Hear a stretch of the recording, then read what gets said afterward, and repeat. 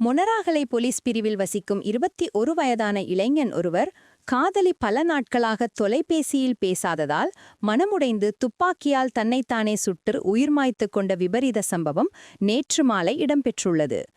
உயிரிழந்தவர் மொனராகலை மதுருகெட்டிய பகுதியைச் சேர்ந்தவர் என அடையாளம் காணப்பட்டுள்ளார்.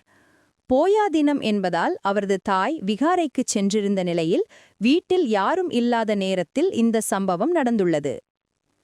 அருகிலுள்ள கடைக்குச் சென்று திரும்பிய தாத்தா பேரன் உயிரிழந்து கிடப்பதனைக் கண்டு அதிர்ச்சியடைந்துள்ளார். உயிர் மாய்ப்பதற்கு முன் இளைஞனால் தனது தாய் மற்றும் தந்தைக்கு எழுதப்பட்ட கடிதம் ஒன்று மீட்கப்பட்டுள்ளது. அவரது பணப்பையில் காதலியின் புகைப்படமும் காணப்பட்டதாக போலீசார் தெரிவித்துள்ளனர்.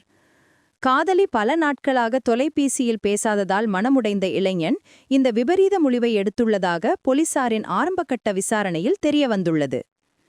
இந்த சம்பவம் தொடர்பில் மொனராகலை போலீசார் மேலதிக விசாரணைகளை மேற்கொண்டு வருகின்றனர்.